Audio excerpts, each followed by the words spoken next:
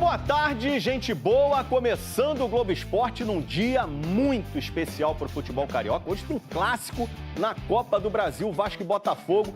Esse é o primeiro jogo das quartas de final. Depois de Vale Tudo, você vê ao vivo aqui na Globo. Carlos Gil já chegou em São Januário. Tá no banco.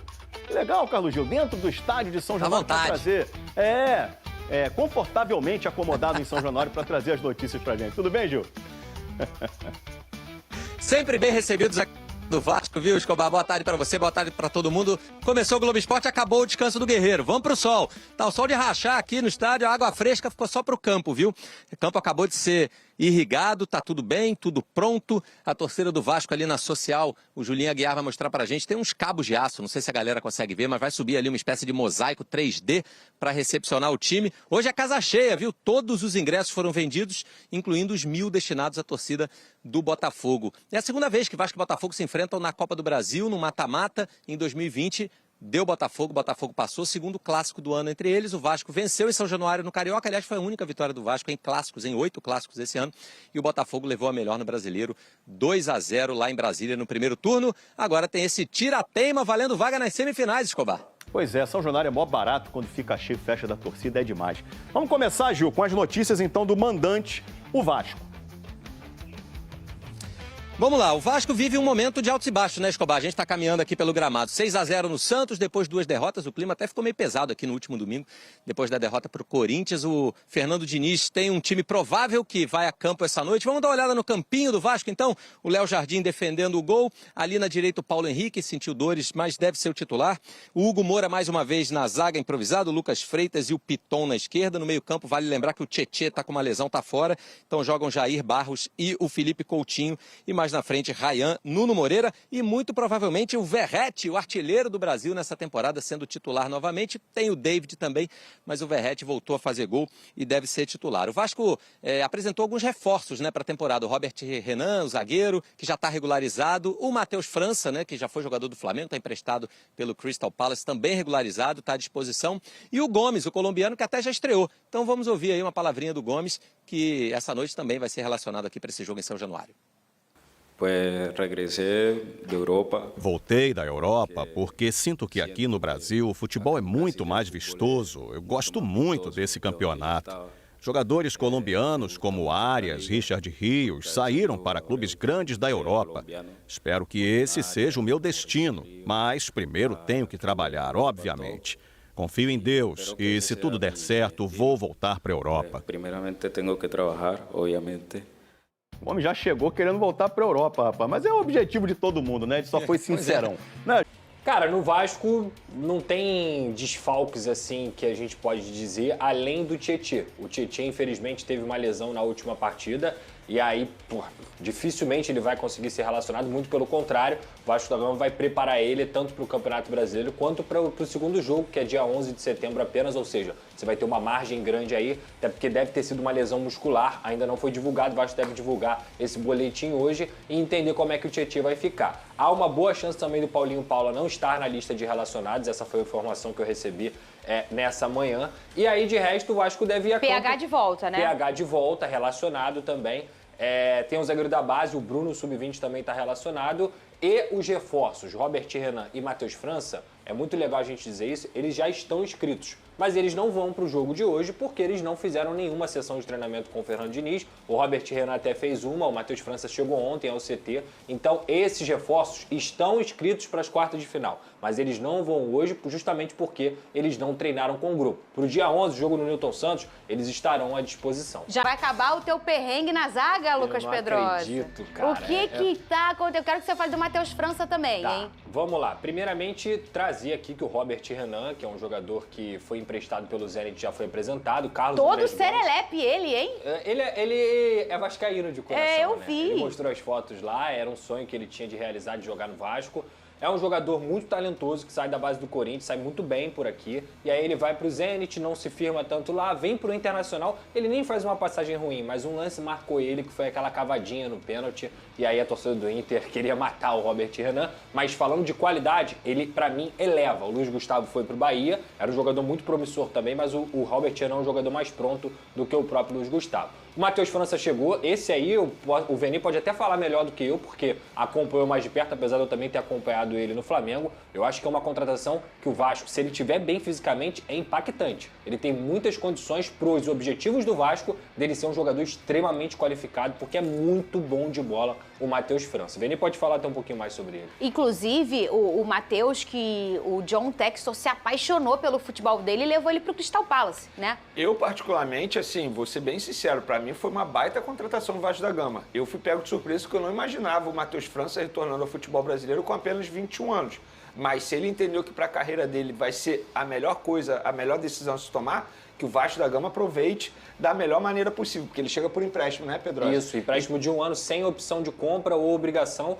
O Vasco arca com 70% do salário dele. E é um jogador que ele exerce várias funções assim no setor ofensivo. De verdade, uma baita contratação do Vasco da Gama. Óbvio, tudo depende da parte física do atleta, porque ele sofreu muito com contusões lá no futebol inglês. Mas ele estando bem fisicamente, sem sombra de dúvida, é titular absoluto no time do Vasco. E quem mais tá chegando? A questão do zagueiro, né, que a gente trouxe aqui. O Robert Renan veio pro lado esquerdo. Pro lado direito, é até engraçado que... O Robert é pé esquerdo mesmo. É pé esquerdo. É uma novela até, é uma novela. O Vasco estava interessado inicialmente no Carlos Cuesta, que foi aquele colombiano que a gente trouxe, tal. O Spartak Moscou atravessou o Vasco e ofereceu um salário maior. O Carlos Cuesta estava na Rússia já para assinar com o Spartak Moscou. Mas depois mudaram os termos do contrato. Eles estão fazendo muito isso, exatamente, né? Na Rússia, né? E ele desistiu da negociação. Os empresários têm que ficar até de olho nisso, hein? Ele é do Galatasaray, o Vasco já tinha um acerto com o Galatasaray e voltou ao foco do Carlos Cuesta, quando soube que melou com ele. Então, hoje, o Carlos Cuesta tomou a frente. Ele é o plano A. O Vasco da Gama está muito próximo de acertar com o Carlos Cuesta.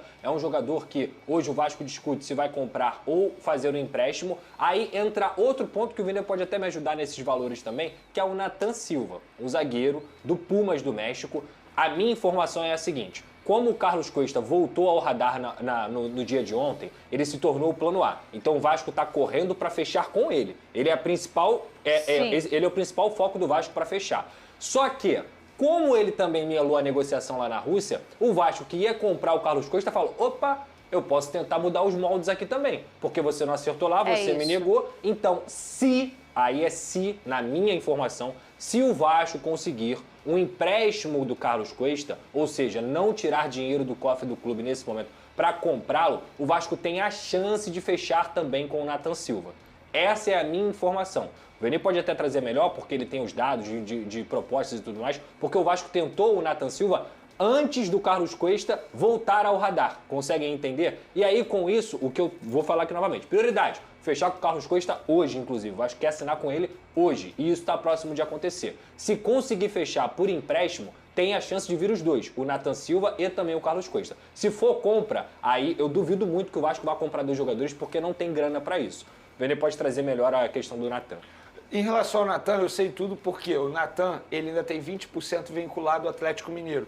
Ou seja, o Atlético Mineiro está sendo comunicado de tudo que acontece entre Vasco e Pumas. O Vasco fez uma proposta... E você tem um drone lá em Minas, né? Exatamente. Tem um drone que fica lá sobrevoando, isso, né? Tá exatamente. Bom. Aí o Pumas, o que fez? O Pumas entrou em contato com o Atlético Mineiro para tentar reduzir o percentual deles. O Atlético Mineiro virou e falou: não, como é que eu vou reduzir, deixar de ganhar um dinheiro e ajudar uma equipe que está me devendo, que é o caso do Vasco, que deve 2 milhões de dólares ao Atlético Mineiro. Não faz o menor sentido na visão deles. Então, por conta disso, o Pumas acabou recusando a primeira proposta, que foi de 5 milhões de dólares.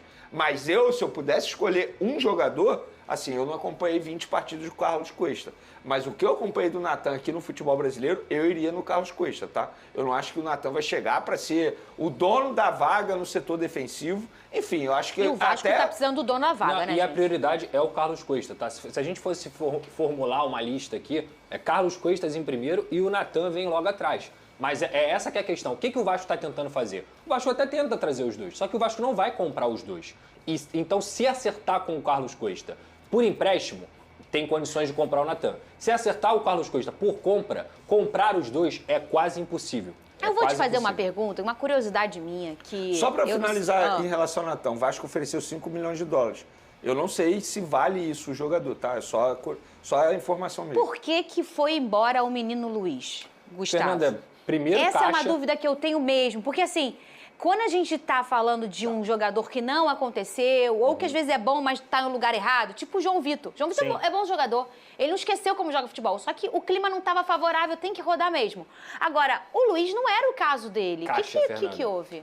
Pra galera que não consegue acompanhar tanto as notícias do Vasco, o Vasco renovou com o Léo Jardim, o Vasco renovou com o Coutinho, o Vasco renovou com o Ryan, o Vasco teve propostas pelo Lucas Piton e pelo Paulo Henrique e não vendeu, o Vasco teve proposta pelo Ryan e não vendeu, e o Vasco é um clube que não goza tanto de dinheiro. Então, você precisava vender alguém. Para você não perder seus titulares, os seus caras principais, o Vasco precisava vender o Luiz Gustavo. E a proposta do Bahia, nesse momento, não foi uma proposta baixa, foi uma proposta de cerca de 5 milhões de euros por um jogador que tem 11 jogos como profissional. É uma alta proposta. Se o Vasco pudesse, Fernanda, se eu fosse dirigente do Vasco, segurar o Luiz Gustavo seria algo importante, porque ele é um jogador que tem muito potencial. Mas como o Vasco precisava da grana e engatilhou a vida do Robert Renan, eu não vou dizer que eu concordo ou que eu discordo, mas eu consigo entender o movimento perfeitamente, porque o Vasco precisa de jogadores prontos. E tem outro ponto, o Fernando Diniz tinha o Luiz Gustavo à disposição. E ele não usava. Essa era a minha curiosidade. Então, o jogador não é utilizado.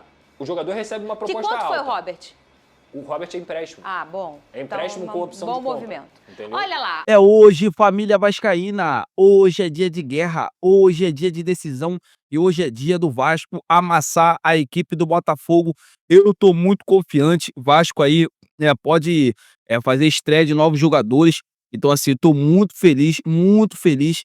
Vamos torcer para que o Vasco consiga, né, esse resultado positivo nesse primeiro jogo, né, dessa grande decisão, que é o que todos nós queremos. Minha expectativa está gigantesca para cima do Gigante da Colina, para cima do Vasco da Gama. Vocês concordam? Diga aqui nos comentários, deixa aqui nos comentários para vocês quanto será o placar desse grande jogo, para a gente estar debatendo sobre esse grande assunto.